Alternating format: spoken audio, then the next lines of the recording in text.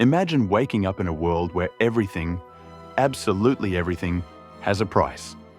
The smile of a stranger, time spent with a friend, the embrace of a loved one, all converted into figures, into transactions, into cold and measurable exchanges. Is this the world we already live in? Have we, without realizing it, allowed money to transform not only our choices, but the very essence of what it means to be human? In this video, we'll explore a disturbing question. Has money killed the soul? And to understand this invisible, yet deeply felt, transformation, we'll be guided by the ideas of Georg Simmel, one of the first thinkers to perceive how the value of life has been hollowed out under the weight of coins and numbers. We live in an age where everything can be bought, or at least evaluated in terms of cost and benefit. When we choose a career, we often think less about purpose and more about salary. When we form relationships, we often seek lifestyle compatibility before soul connection. When we decide what our time is worth, we almost always calculate whether it's worth it, and that worth is rarely sentimental, emotional, or spiritual. Little by little, our inner language has been colonized by financial metrics. This transformation didn't happen overnight. It is the result of a slow and profound reconfiguration of how we perceive the world. Money, originally a tool for exchange, has become the filter through which everything is measured. More than that, it now tells us not only how much something costs, but how much it is worth. And that's where the problem lies, because not everything that has value can, or should, be translated into numbers. But we live as if it could. Monetary logic has invaded every space. At work, we no longer think in terms of vocation, but of productivity. In education, knowledge gives way to diplomas as market assets. In love, apps turn people into profiles, and profiles into quick choices based on visible and desirable traits, as if affection were a product catalogue. Everything tends to become an object. Everything becomes quantifiable. And what cannot be quantified? It begins to disappear. In this new paradigm, human relationships become increasingly impersonal. Not because we are cold, but because the very system we live in demands efficiency, clarity, results. Lunch with friends, an afternoon with family, a conversation without a clear purpose. All of this gets pushed to the margins, seen as luxury, waste, or lost time. We're too busy trying to make every second count, every penny, every effort. The problem is, in trying to find value in everything, we may end up draining the very meaning from things. It is this subtle, yet devastating disconnection that needs to be discussed. Because money, by standardizing the way we see the world, gives us a false sense of control and clarity. But deep down, we may be trading depth for convenience, meaning for efficiency, soul for profit. The question Simmel forces us to confront is not merely economic, it's existential. What are we losing when we let money decide how much everything is worth? To understand the impact of money on the human soul, Georg Simmel invites us to look beyond economics.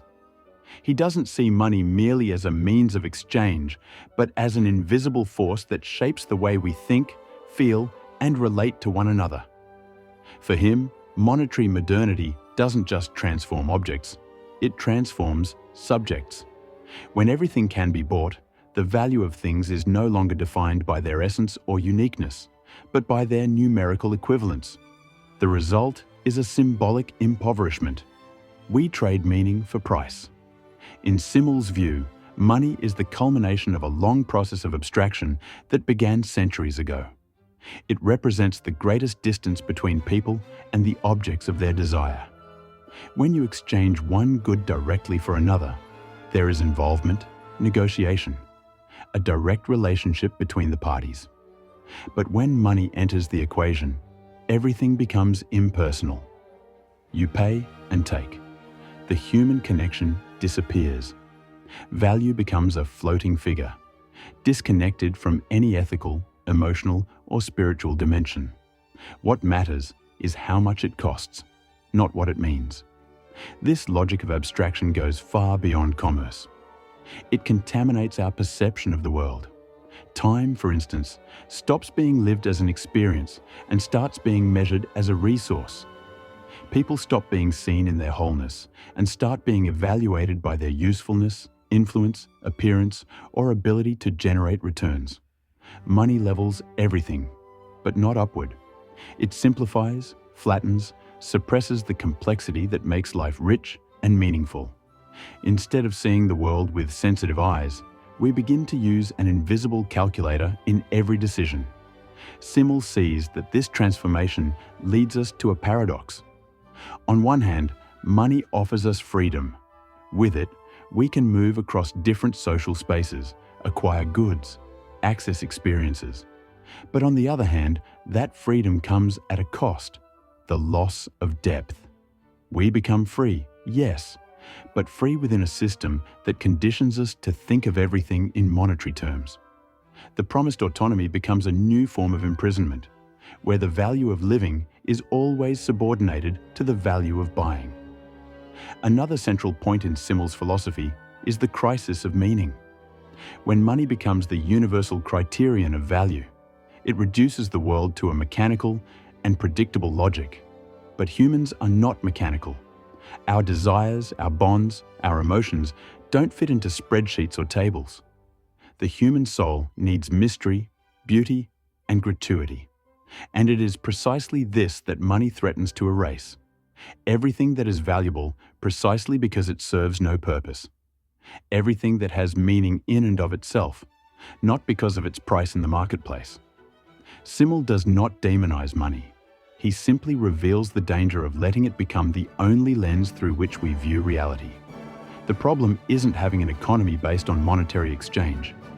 The problem is when that economic logic colonizes every aspect of life. When friendship becomes networking. When art becomes investment. When love becomes contract. By quantifying everything, money risks dehumanizing us. And that's why the question about the soul, far from being poetic, is urgently political.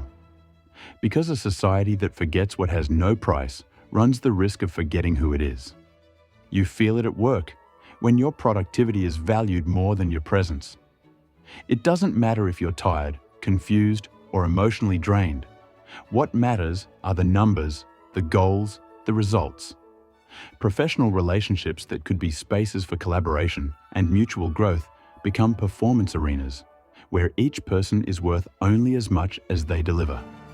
And this extends beyond the office. In consumption, we seek status and belonging by buying symbols, brands, Instagrammable experiences, as if whatever can't be posted or monetized loses the right to exist. Even silence, idleness, and contemplation are seen as productivity failures. On social media, this logic reaches a new level.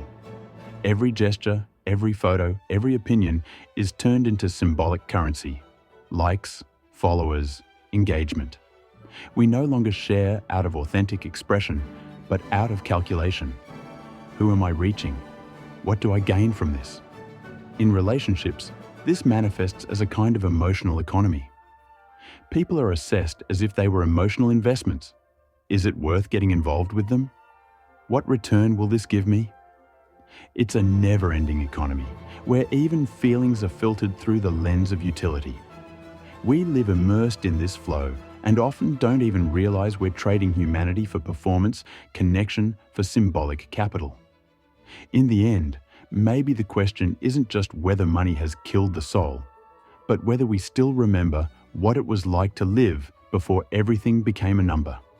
Georg Simmel showed us that when value becomes purely quantitative, something essential is lost. The ability to recognize the beauty of what is unique, what has no price, what serves no purpose, but gives meaning to life. We're surrounded by choices and conveniences, yet increasingly distant from experiences that truly move us. Money doesn't have to be a villain, but it needs to return to its rightful place. A tool, not an oracle.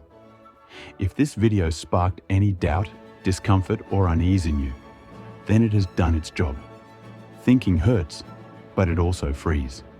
And if we want a fuller life, we must relearn how to value what cannot be measured, sold, or negotiated.